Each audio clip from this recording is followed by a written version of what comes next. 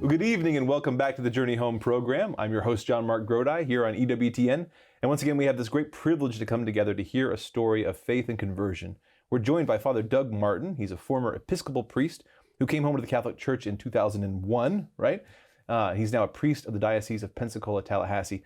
Father, it's so great to have you here today. Thank you. Thank you so much. So happy to be here. I know this show has been a long time coming.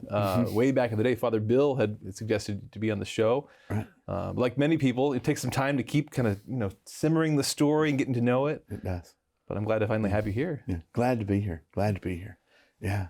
Yeah, it was. It was 23 years ago that I got to meet Mother Angelica and I got to meet Deacon Bill, and they had offered for me and my wife to come on the show. I think we'll probably get into that a little bit, but to come onto the show and to tell our story. And I guess at the time I thought, I don't know, is my story really worth telling?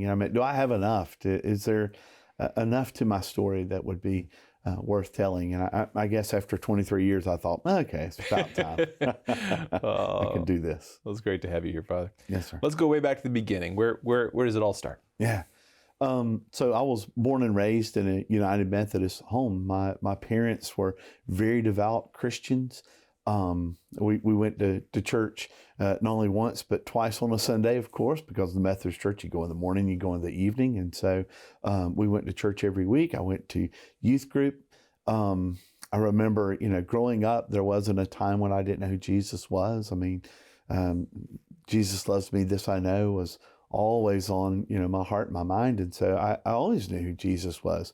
Wasn't always perfect, of course. I was a boy, but growing up, I always had this sense or this call to something more. And even in the early days, it didn't make any sense to me. And until I got older, it's kind of looking back and seeing it. But I can remember, and I remember this being 4 years old and being in what we call little church. That was the nursery, And Miss Marley, she was the nursery attendant. She would turn off the sound coming from the main church, from big church, and get me to stand up on a little chair and preach. And so I would start preaching at 4 years old to the rest of the group in the room. And then I can remember when I was 9 or 10 years old, Miss Donna Mills coming up to me and not allowing me to go into a room where we were having fun until I promised her that I was going to be a minister, that I was going to be a pastor. And of course I promised her I was going into a room where they were having fun. So, that wasn't a problem. But there was just these little things that kept happening. And at the time I didn't think about it, but there's at some point that it comes to a head where you're like, there's something happening here. I went on a retreat when I was 16 years old. Again, all this time I'm praying and going to church. I don't know if I would say I was devout, but I was, I would have called myself a Christian. Mm-hmm. I would have tried to live like a Christian. I read scripture. All those things that are kind of hallmarks of what a Protestant would do or a non-Catholic would do. And so I went on this retreat when I was 16 and had a very profound experience while I was there. It's a retreat for young people that's a lot like Curcio. Right. So for someone who knows what Curcio is, but it's in the Methodist Church. It came back much more filled in my faith and trying harder. Again, not perfect, but trying harder. And so I began to date a girl. I was dating a girl for like 3 years. We were very serious. We were going to get married, and all those sorts of things. And as I began my second year of college, I was feeling this strong call to ministry. And so I asked the Lord to take everything out of my life that was holding me back from that. And within a week, she dumped me. I lost the job, and I got accepted to a college that I'd always wanted to go to. That was a Methodist college, so I was going to be a Methodist minister. And I was telling my mother these things. Yeah. So as I was telling my mother these things, my mother said, "Oh, finally." And I said, "What are you talking about?" And she said, "My group of women," she was in a prayer group, all the years I can remember. She said, "The women in my prayer group, we've been praying that you would see you were called to ministry since you were 14. And of course, for me, hearing that, I'm just like, you knew it didn't, but she couldn't have. She allowed the Lord to work in my life. And so So that's kind of where that call kind of began. Sure. Now so going to a Methodist college or looking toward that, up to this point in your life, you mentioned earlier, doing the normal things that a non-Catholic, a Protestant would do. Would those words have meant anything to you at that point? Where did Catholicism fit into your life? Did you think of yourself as a Protestant? Yeah. Okay. Yeah. So in the little town I grew up in, it's a little rural town in Alabama named Hartford, had less than 2,000 people. And it was thoroughly non-Catholic. I mean, I didn't realize there was even Catholic families in town until I'd gotten older. There was one friend of mine that was Catholic that we knew was Catholic, and probably we shunned her a little bit. I mean, I was friends with her. That wasn't a problem, but I didn't know what it was. I didn't know what Catholicism was. The nearest Catholic church to us was at least 30 to 35 minutes away, and it had a weird name. And so for for me as a non-Catholic, I was never even really interested in that. And so I really didn't know much about Catholicism until I got to college. And what about other Christian groups? Like, where did you see Methodism fitting in the bigger picture of Christianity? Yeah, I would have seen myself more as probably a generic Christian. I mean, we had Wesleyanism, and I mean, I'd studied some of that as far as when I was confirmed in the Methodist Church and those things. But and there was a Baptist church on the corner, so there was the big churches in town. We were on one corner, and the Baptist church was on the other corner. So we had crossovers and things. But I would have not seen myself as a Baptist just simply because of some of the distinctives that happen between Methodists and Baptists that are there. Once saved, always saved.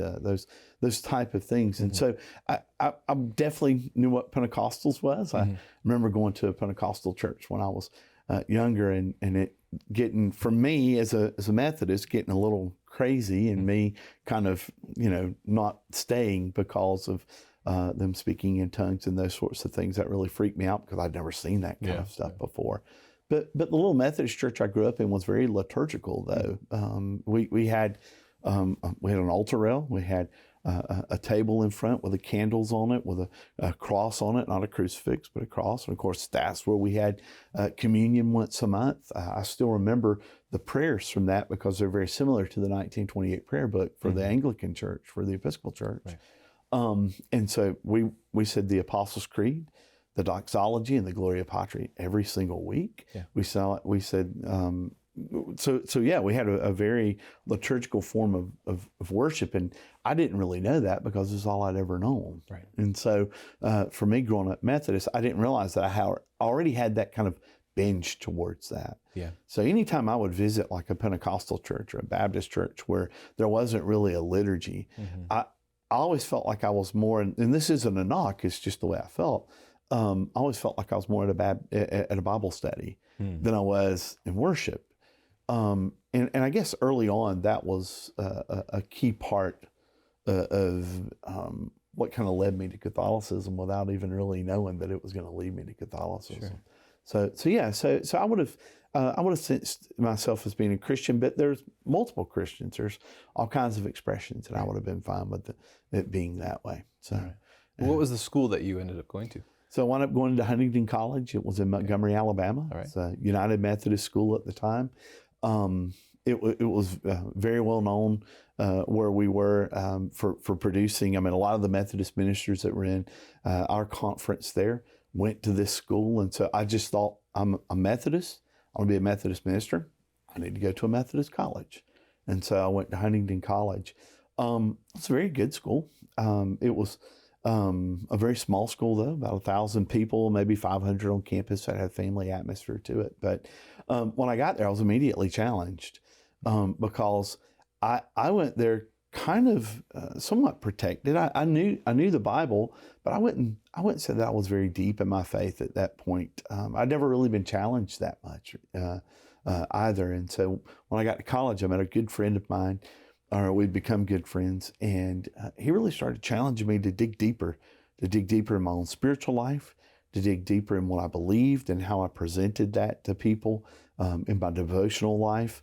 And so we began a good friendship and just trying to go deeper into the faith. And so, but also I remember going through classes because this is the early 90s. And so you had this big move to a postmodernism, this idea of, moving beyond the modern understanding of Christianity, and really probably even more against the traditional understanding of Christianity. And so three of my professors there were, the things that they taught were things I'd never heard. And so I began to read a lot. I began to read a lot to combat that. And so that, combined with going through church history and just being able to talk to those professors, I began to realize that there was something before the Methodist Church. Right. It didn't just start there. And honestly, I'd never asked the question, where did this all start? I'd never really, I just kind of accepted the narrative that the Methodist Church came from Jesus because we were Christians. And I never really began to ask that question. And so as we studied church history and started learning about, Calvinism and Lutheranism, and then even going back even further and beginning to read the early church, I started to realize that what I believed was in its infancy. I mean, it was new anyway. And lots of it didn't bear much of a resemblance to what I was seeing in the early church. The semblance was there, but there was still some things that was really kind of outliers. But before I could really dig into that, one summer, we'd really become serious about our faith. And so one summer we went to a convention where there was a Protestant pastor who was teaching. And he was teaching on a book he'd just written. And he began teaching on Calvinism, on the ideas of predestination specifically. Well, because I really hadn't had a rigorous intellectual understanding of the Catholic, of the Christian faith, as I began to go through that conference, and he began to talk about, the doctrine of predestination, the doctrines of grace, those sorts of things, it started to make sense to me that there's something more than what I was believing, and that the things that I was hearing were very biblical. I didn't realize just how Pauline they were until later, but that they were biblical ideas that I really needed to grapple with. And so for the next year, I began to grapple with, well, what really am I? And so I began to step away from the Methodist Church, stepped out of the process that I was in. It was a process that you go through to become a deacon in the Methodist Church and then a pastor. And I stepped away from that process because I wasn't for sure that I was Methodist anymore. Yeah. And some of these ideas, like getting into like predestination or once saved, always saved, like some of these are extremely practical because they bear on the actual day-to-day. Like, how do I think of the steps as a Christian? Like, what does it mean to grow or to persevere as a Christian? Like, they're very practical ideas. Right. And they also helped explain hard parts of Scripture that, parts of Scripture I hadn't really thought about or taken into consideration. And then it helped me to understand and justify some of the things that I was seeing in Scripture that I really didn't have the mechanisms to deal with at the moment. And so I began to go to a Presbyterian church for a little while. I was there. We had a group of guys, and that was part of the draw of it too. Was there was these young college guys I was good friends with at the Methodist church, that a lot of them had started to go over to this Presbyterian church as well. And so we began having a study out at this man's house. We studied the Westminster Confession of Faith, which is the kind of the Calvinist manifesto or the Presbyterian understanding of who they are. And as we were out there studying that, these group of guys, we kind of fed off of each other. There's a lot of good things that happened there. My prayer life increased, but there was a dryness to it as well. And so I really didn't go to a Presbyterian church for very long because I wasn't being able to put it together completely, but I knew that this wasn't the way I was supposed to worship. Because we would have, 3 or 4 hymns, and then there would be like a 45-minute homily or sermon. And that just wasn't what I was used to. That felt, again, more like a Bible study than it did like worship. And so I thought to myself, I got to find something. And so I stumbled onto an Episcopal church. And as I went into this Episcopal church, it was St. John's, and it was in downtown Montgomery. The choir master that was there, the choir director was there, was one of my professors over at the college. He was a German theologian and actually a German composer, and he had written several pieces in Germany, but came here and was hiding, I guess you could say. I mean, he's in little Montgomery, Alabama. Who would know about this guy, you know? And so he had this beautiful choir. He had several of the students from the college that would come and sing. Usually, a little small orchestra. And so I'll never forget going and receiving communion for the first time in the Episcopal church. And of course, their table's open. You can come, anybody can come. And so as I'm going forward, they're playing Mozart. And I thought, am I dead? You know, am I in heaven now as I'm coming forward to receive communion? And so there was just something beautiful about it that really awakened my soul to there's this liturgical way of praying and of worshiping, and combined with what I was reading in college, I started seeing this historical faith starting to form for me. Yeah, it's interesting because reflecting on like what is worship and what isn't it, right? And you're encountering some of those things intuitively along your journey. Up to this point, though, because you'd had communion as a Methodist, and now you're receiving in the Episcopal Church, what did you believe about communion, about the Lord's Supper? Yeah, I mean, until then, it was just a memorial. Okay. Yeah, it would have been bread and wine. There would have been some spiritual nature to it. A means of grace is what it would have been called in the Methodist Church, and something very similar in the Episcopal Church. But I wouldn't have known. I don't know if I could really put that together. What I mean, it just seemed like such a nebulous term to say a means of grace. For me, it just meant that the Holy Spirit was more present. But there's a connection there, though, even if we just think of it in terms of it being a memorial or a symbol, between Christ's sacrifice and then what is the nature of worship, right? Where it includes somehow it's connected to sacrifice, right? No question about it, and it would have come out in the liturgy as well, specifically because of the way the 1928 liturgy was written, and then what I was experiencing in the Episcopal Church as well, and you know. It wasn't that big of a difference to me. I mean, there was more bells and whistles, if you will.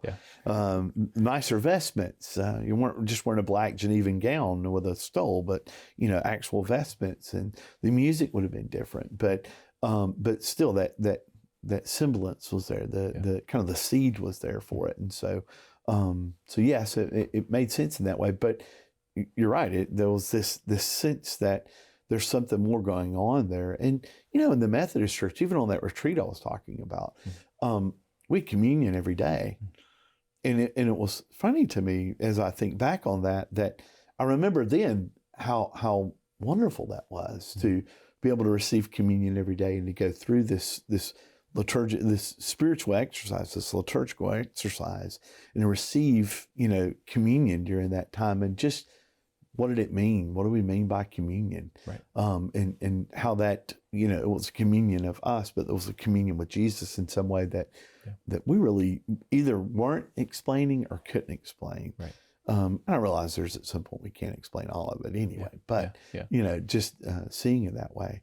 And so, in the Episcopal Church, I probably wouldn't have asked more than that either. My understanding of the Eucharist had not begun to develop, and at least at that point. And when it actually started to was at the end of my senior year of college. There was 3 friends of mine that we were all very good friends. We were all very serious about theology, and we all decided we were going to stay together for the summer. And so we wound up living together for the summer. And it was during that summer that all of that began to change, that my whole world got really turned upside down while we were out there.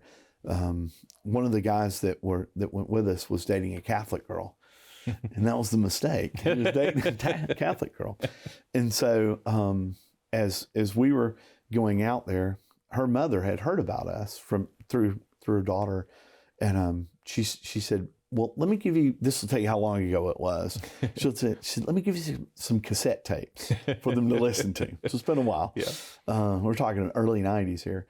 And so she gave us a cassette, this set of cassette tapes. It was 6 tapes, and it was called 6 Objections to the Catholic Faith. I think it was something like that, or answering 6 objections. And it was, of course, it was Scott Hahn, Dr. Scott Hahn. We didn't know who he was. We didn't know what any of this was.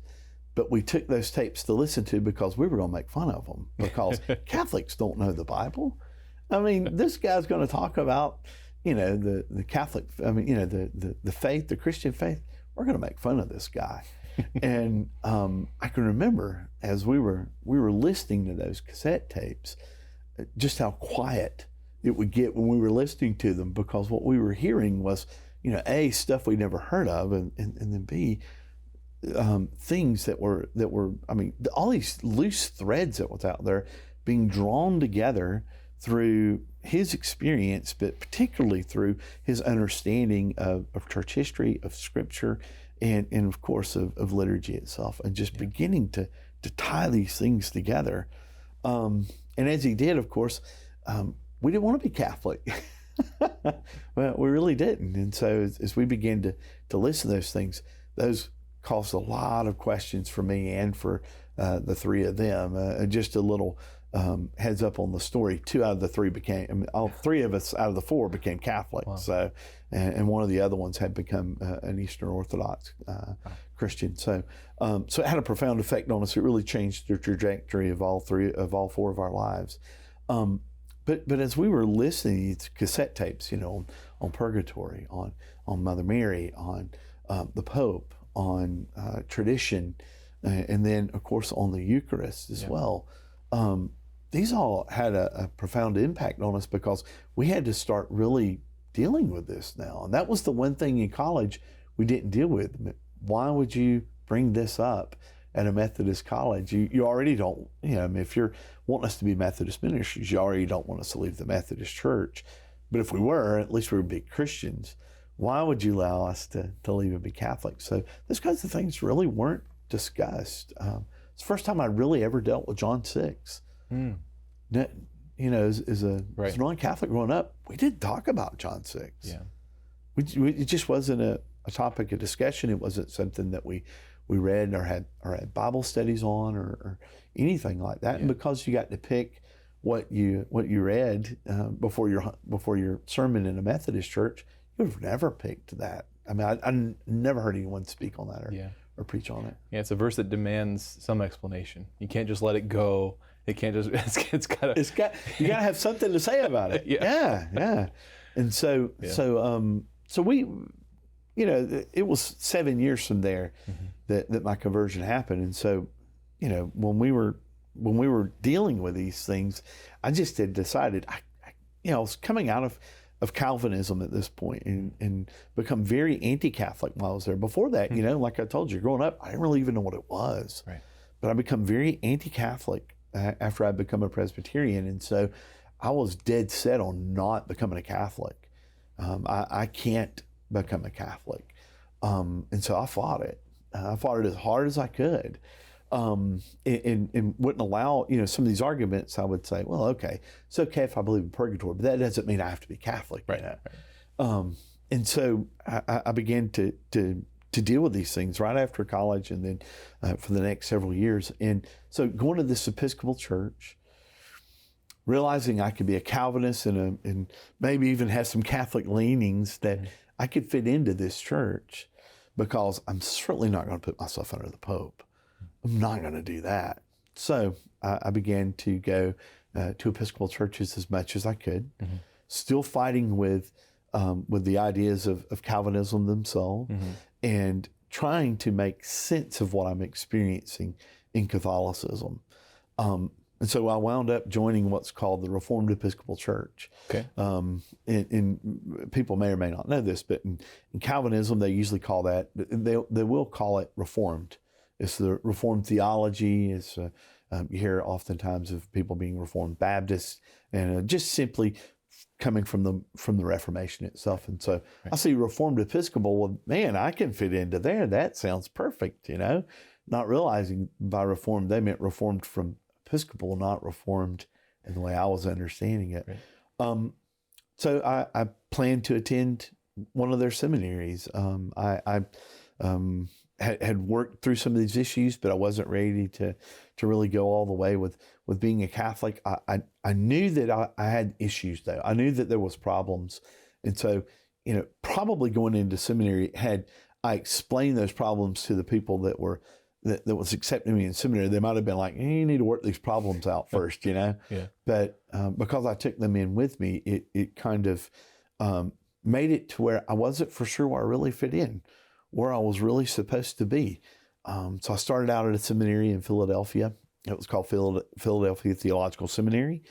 I was there for a month because the dean of the school left at the same time I was arriving and went to another school. And he was one of the reasons really I was going there. The school was great, but I really wanted to follow him. So instead of following him, I moved to California, to Westminster Seminary in California, which is a Calvinist seminary. It's a Reformed seminary. It's not necessarily for Presbyterians because, of course, Reformed, Presbyterian, that type of theology exists in other churches besides just Presbyterians. And so I went to California for about a year and went to seminary in California for a year. And it was a wonderful year for me. I was driving an hour and a half to go to a Reformed Episcopal church in Anaheim, the whole time going to Westminster in California. And so a lot of my Presbyterian friends, the friends that I'd actually met at that Bible study way back in college, was out at this school. Oh. And so we started hanging out again together and started asking questions, and a couple of them caught on to that I was going to this Episcopal church, and began to ask questions about that, and then finally realized that I was having problems with justification by faith alone. I was having problems with the doctrine of sola scriptura, that the Bible is in itself a sufficient authority, that we don't need authority outside of that. They come to understand that I was having issues with that. They come to understand that I was having issues with the ideas of like things like purgatory, the true presence of Christ in the Eucharist, how that is, all these Catholic, very Catholic things that I was having problems with, and so they proceeded to not want me to be Episcopal, and so I remember one time they called me and my friend over to the professor's house, and it was a professor we were all good friends with, and it was an ambush. When we get there, they start talking to us about, why would you believe in bishops? Mm-hmm. Why would you believe in, why would you believe in the real presence the way that you're starting to see it? And of course, we started quoting church fathers. We started quoting Irenaeus. It says where the bishop is, that's where the church is. And we start quoting, St. Ignatius and St. Polycarp. And they really weren't having that. Mm.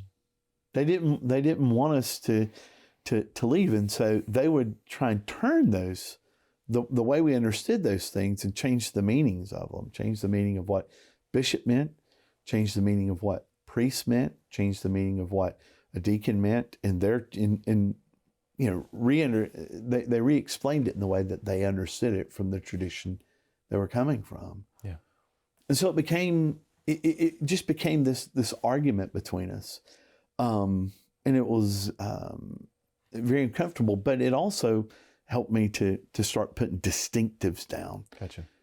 Started to help me to understand exactly what I believed about justification by faith, how this book of James, how the sayings that James fits into the gospel of Paul, that I'd been seeing, being taught in class and seeing in class. Let's take a little break there, Father, and we'll come back and pick it up and see how that all resolved there with your friends. All right. So we'll be back in just a couple minutes to hear the rest of Father Doug's story. I want to remind you, as always, that if you go to chnetwork.org, you'll find a whole archive of stories from every imaginable Christian background and other backgrounds you'll find a story very similar to your own. So check that out at chnetwork.org.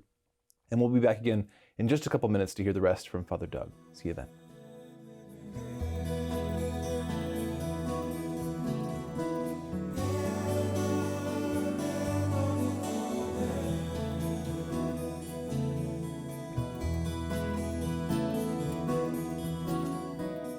Welcome back to the Journey Home program. We're entering the second half of our hour tonight, speaking with Father Doug Martin. He's a former Episcopal priest who came to the church in 2001. 2001. He's now a priest of the Diocese of Pensacola, Tallahassee. Father, thanks so much for sharing your story. And we left off, we were joking in the break that that young woman's mother had dropped this bomb of the Dr. Scott Hahn cassette tapes on the group, and this had set you off on kind of your Calvinist reform or looking at Catholicism, and then being in the position of later defending some of these teachings as you're slowly working through your own Calvinist beliefs and all that kind of stuff. Yeah. So pick us up there. What happened next? Well, there was two conversations that happened while I was at seminary that really pushed me to where I was going very hard. One was we would I was single at the time, and so we had a group of guys that would gather over in an apartment complex. We'd just sit around and talk theology. There, I don't know, 10 or 20 of us, and I would always kind of sit near where the highly intellectual guys were. I wasn't highly intellectual, but I kind of liked fitting in with those guys as much as I could. And I remember asking them particular questions. I would just ask questions that I was dealing with, but I didn't want them to know I was dealing with. And I would just say, well, Catholics say, and then I would phrase it, and then I would wait for them to answer and see how they answered, because I wasn't finding good answers. And so one of them particularly was at the point where Jesus is on the cross, in the crucifixion, and he gives Mother Mary to St. John, and St. John to take care of Mother Mary. I would start the conversation with saying, in the Gospel of John doesn't make mistakes. There's nothing in there that, there's no wasted words. Everything has a meaning to it.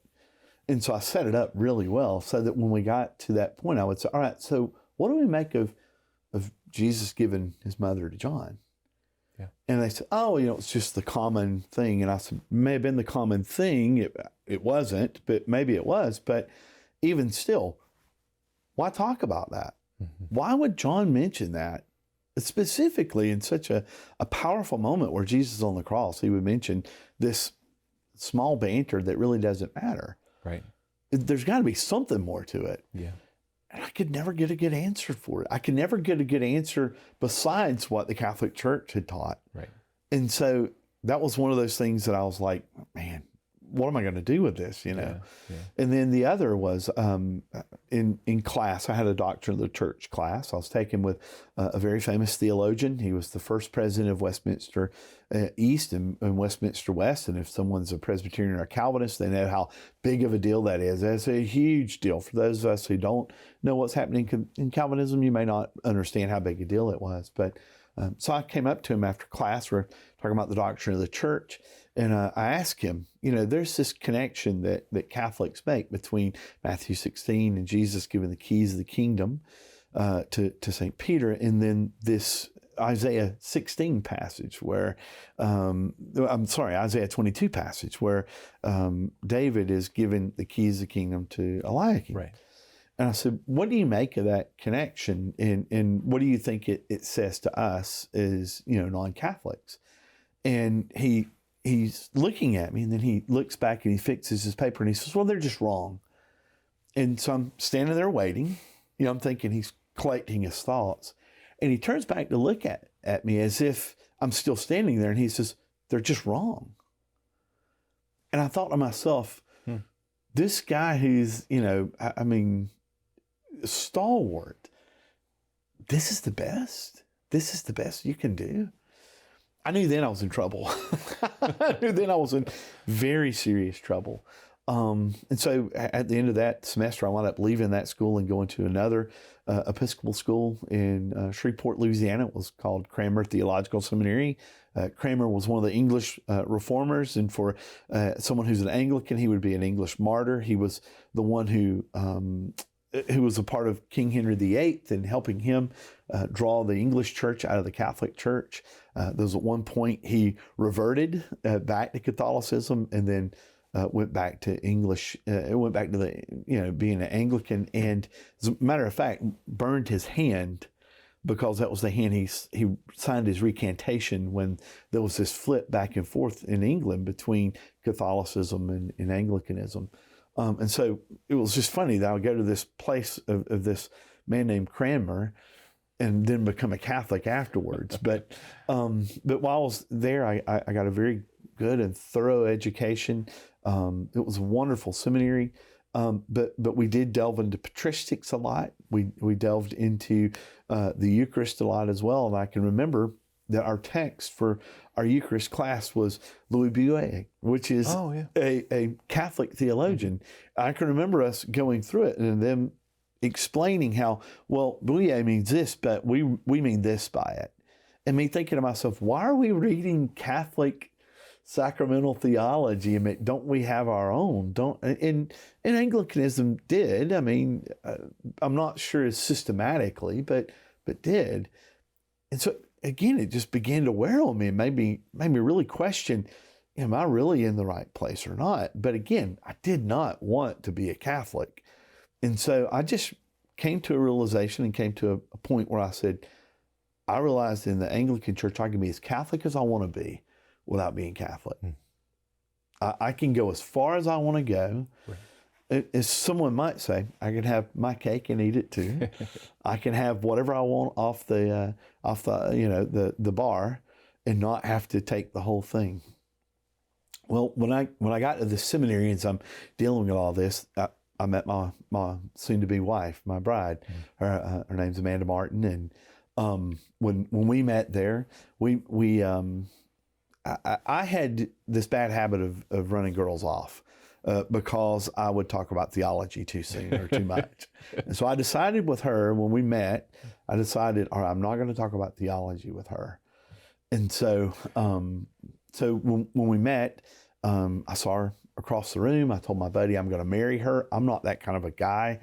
I'm not like, I don't have that much confidence, but there was something about her that I knew she was the one. And so when we met, I asked her if she'd go get coffee with me. She said, well, why don't we just talk on the phone? Okay. So I gave her my number. And as I call her, she answers the phone. And her first question was, she said, okay. She said, no, what about this infant baptism stuff? I was like, yes, this is the girl. This is it.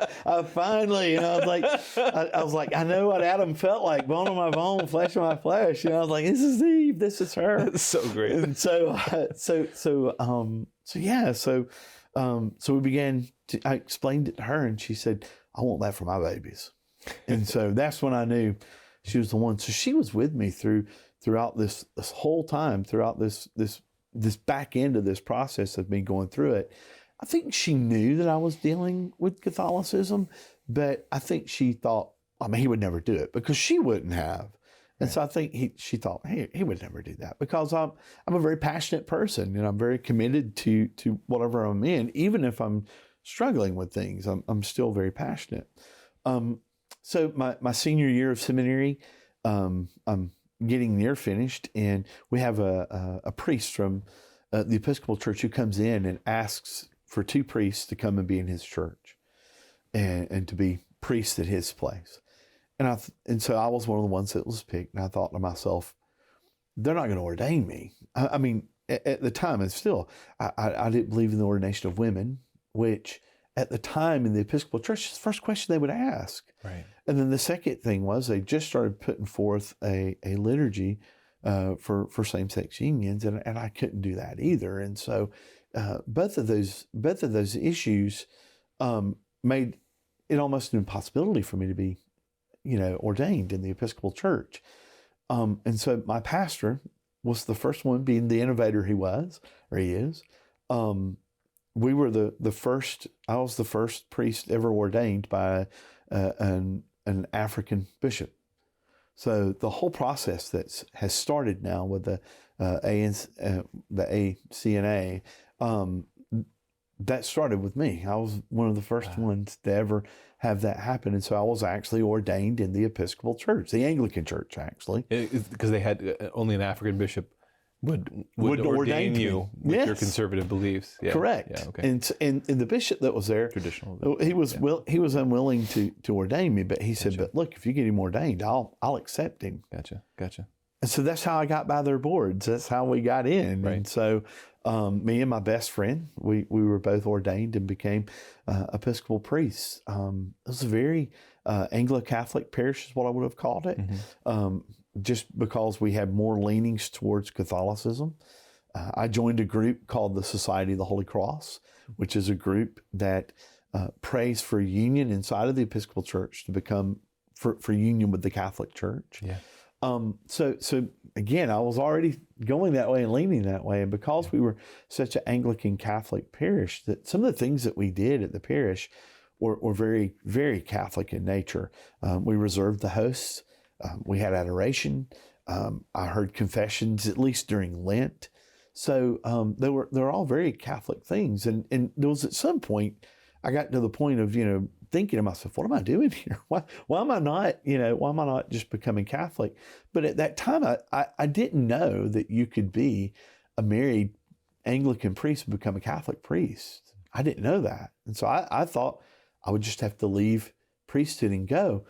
And so it caused a crisis of faith. I mean, this is what God had called me to. My mom had told me they'd been praying for this. All of those things was just really causing me to wonder, if I could do this. So one day and I had also a couple of other things too. I had some counseling that I was doing with couples on moral issues that I would tell them that, Scripture teaches such and such, and their response would be, that's not what the Anglican Church believes. The Episcopal Church, we don't have to believe that. We can do what we want. And the truth was they were right. I mean, just because Scripture said it wasn't good enough for them. So all of this is just causing me to think I'm in the wrong place. Yeah. And about this time I'm thinking all of this, my pastor calls me into his office. I'd been there a little over, probably a year and a half at that point. Calls me into his office and he says, look, he said, you need to go to the Catholic Church. And I thought, what? And he said, you need to go to the Catholic Church. He said, they're going to get you if you stay here. And I said, what do you mean they're going to get me? Who's going to get me? He said, with what you believe, you're not going to be able to thrive as an Episcopal. He said, you're a Catholic at heart. That's where you need to be.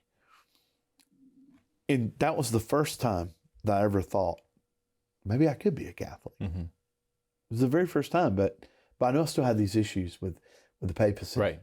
No, I couldn't become Catholic and not believe in the papacy. So that was really the first time in all those years that I really tackled that issue.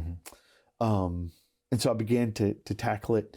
I read a simple book called The Early Papacy. It's written by a man named Fortescue, a priest. He was writing, he was friends with John Henry Newman, and so St. John Henry Newman, and so he was writing in that vein as well, through this understanding of development of doctrine, how what we believe, in the Catholic faith develops over centuries and inside of the tradition of the church. Does it change? Does it evolve?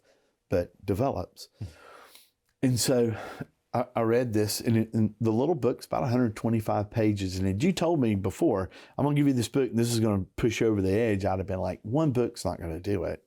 But there was so much that had gone into those 6.5 years up until then, right, that it just, by the time I got to that book, the Lord knew what he was doing. He had me ready for it. And so just reading the book and going through, he went from, he began at Peter and went through 451 and just showed the development of this office of the papacy and how we come to where we are, and how the seeds of it and the things that we see in the papacy now were all there in the early church, always there, present and being acted upon at times. Maybe not in full development, but being acted upon. Right. Well, that's really what it took. But But now I had a problem because now I had to tell my wife that I wanted to become a Catholic. Yeah. And all I had was a religion degree. I mean, I had a religion degree from college, master's degree in divinity. How are we going to make a living? How are we going to do all this? I didn't know. How long have you been married at this point? We've been married over 3 years. Okay. We've been married over 3 years at this point. And so she'd already been hearing conversations with me and one of my best friends who actually converted in November before I did in January, but I meant in March. But she'd heard our conversations. She already knew something's up. This guy's, I don't know what I'm going to do about him. So when I came to tell him, she said, I knew it. I knew this is the way you were going to go. She said, well, let me read about it. And so she began to read, and she came to a point where she was not just good with it, but ready to go. She said, okay, we can do this. And so at that point, my pastor told me, he said, well, you can be a priest and be married. And, it just sounded so crazy to me. I was like, that just is insane. And so he put me in touch with someone who helped me named Chris LaRose, who was here a part of the Coming Home Network way back when. And so I began this process of coming into the Catholic Church, and particularly of trying to find a place where I could join what's called the pastoral provision. It's been talked about on this show a bunch of times. So, so I was trying to find a place where I could go to be a part of that. So I wrote 21 bishops. I got 11 responses, 6 no's, 5 let's talk about it.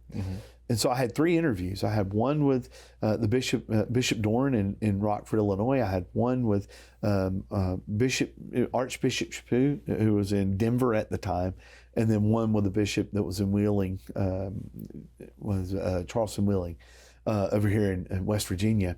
And so we decided, Amanda and I decided, that whoever offered us first, that's where we would go. That this is a calling, not a job. We're not in job interviews here. We're not trying to find the best one. We're just going to go where God calls us. And so I met with Bishop Dorn for about 20 minutes. He reached his hand over the desk and said, would you like to be a Catholic priest in this diocese? I said, yes. And he said, welcome to the diocese. So that's how it happened. Wow. That's where it came to. And so I began that process. This is 2001. He moved us up to Illinois. I began that process. We were received into the church very ceremoniously unceremonious. We were received in a private setting. It was in a adoration chapel. It was just Amanda, myself, our 1-year-old son at the time, and our 2 sponsors, and the priest who received us into the church. It was beautiful, but not a lot of fanfare, nothing, glorious or anything like that, except for what actually happened was glorious. Yeah. So we were received into the Catholic Church then. A year later, I really realized that, I need to be a Catholic for a while. I don't need to hop right into being a priest. Sure. I'm not sure if I understand what it means to be a Catholic. Mm-hmm. And so we stepped away. I stepped away from the process. They kept my paperwork. Yeah. They had my paperwork there ready to go. Stepped away from it and stepped away. What I thought was going to be for a year or two. 10 years later, Pope Benedict the 16th made a call for Episcopal priests. Hey, if you're out there, we want to receive you in. I'd been working with an Episcopal priest that was in town on coming into the Catholic Church. Mm-hmm. He was married as well. He was wanting to become a priest, and he told me, he said, yeah, but you've told me your story. You got to do this too. And I was like, oh, no, it's too late for me. It's been 10 years. I wouldn't even know where to go. I wouldn't even know how to start. And he was like, no, you got to do this. And so, of course, over those 10 years, Amanda, my wife, kept telling me, I married a minister. I married a priest. What are you doing? Because this 10 years, I'm just working odd jobs. I'm working in warehouses. I'm cleaning toilets at the local school. I'm just trying to make ends meet to make sure that my family, has food and stuff, because my degrees aren't degrees you're going to go out and get big jobs with. And so I was fine with that being my life. That the Lord had called me here. This is where He wanted me to be faithful. So that's what I was doing. So when this came up, She said, finally, someone else is telling you this too, you know? And so I said, okay. So we had adoration every Monday at the church I was at, and I would go over there for holy hours. And so my holy hours changed and became, what are you doing now? And so, you know, what are you doing with me now, Lord? And so in adoration, I just began to pray, Lord, please help me to understand, you know, if you're calling me this or not. I got to tell you, for weeks, nothing. Wasn't hearing anything. And then one time I'm in there, and it's not a voice, it's just a thought coming into my mind that said, I never told you to quit. I didn't tell you to quit. And so I sat on the spot there. I said, okay, Lord, I won't quit until I get a no. Once I get no, I'll stop. Right. Well, it never happened. I never got a no. And so several years later, I was ordained Catholic priest in 2019 in the Diocese of Episcopal, Tallahassee. That's another long story how I got to there. But through the pastoral provision, I became a priest. And so I'm married, of course, with 3 children. I'm serving as a pastor in Mary Esther, Florida. And it's everything I thought it would be and more. You know, it felt the same way when I was ordained that it did when I came into the Catholic Church. When I was first received in the Catholic Church, after about a week of getting over, I'm Catholic now, you know, looking in the mirror and going, I can't believe I'm Catholic. Mm-hmm. I felt home. You know, it was this long spiritual journey, and I'd always felt like a journeyman. I always felt like, not to make it so dramatic, but I always felt like the Israelites, you know, coming out of Egypt and getting to the promised land. And I felt like when I came into the Catholic Church, I was home. And so there was a certain sense of just of rest that I was able to have once I entered the church. And then when it kind of completed itself when I became a priest, I really knew that this is where God had called me the whole time, where God wanted me to be the whole time. And it's been beautiful ever since. I've never had a day as a priest where I felt like I was at work. It's always felt like more than that. Yeah. Oh, what a beautiful story, Father. I appreciate you sharing all of it. We only have a few minutes left. I wanted to make sure that we mention you are on a podcast that people can look up. What's the name of that? It's called Catholic in America, and it's through St. Dominic Media. And so we just cover all kinds of topics. We're on YouTube. We're also on podcasts as well. So yeah, please look us up. That's great. And number 2, again, what a delightful moment that you had that first meeting with your wife, and she did want to talk theology. Yeah. We're actually going to have Amanda on a separate time to hear her whole story. So the rest of the story will be forthcoming when we get to talk to her. But with the final couple minutes left, just again, it's always been, you know, at the center of our mission at the Coming Home Network and close to our hearts, just helping pastors who are on the journey to the Catholic Church. Because as you said, there is a necessary identity crisis, because even for those who are Episcopal and have the opportunity, the possibility of being ordained, there's never the guarantee, right? And so with just a couple minutes left, if there are those out there, Episcopal or otherwise, pastors who are feeling this tug to the Catholic Church but are perhaps afraid, give them a word of encouragement, if you would. Yeah, I'd say, you know, follow your heart, follow the truth that the Lord has given you and is teaching you, and to take seriously what Scripture tells us and what Christ told us, to be not afraid. It's fearful. I mean, it is. It was a very tough thing. I remember this scene in one of the comic books, one of the Spider-Man comic books, where it's called Spider-Man No More, where he puts his suit in a trash can and walks away. That really was the way it felt. There was a sense of loss for me. There was a sense of I didn't know who I was anymore, and a loss of identity. But I found that identity in Christ and the church.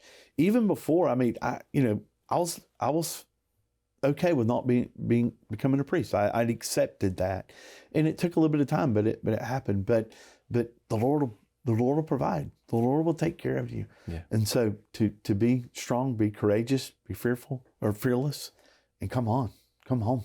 That's beautiful, Father. Yeah. Thank you so much for being here, for sharing your story. And thank you for hearing that call and your continued ministry as a priest. Thank you for that. Yeah. God bless. Well, thanks for being here for this episode of the Journey Home program. Again, as Father said, we have to continue on that journey and trust that God's plans are greater than our plans, right? Like part of the journey, everyone's journey, is that we reach these moments when we have to either choose to receive our identity from God or cling to an idol that we've made of ourselves, right? And so when those moments come, we should be ready for them to say, Lord, one step at a time, your grace is enough.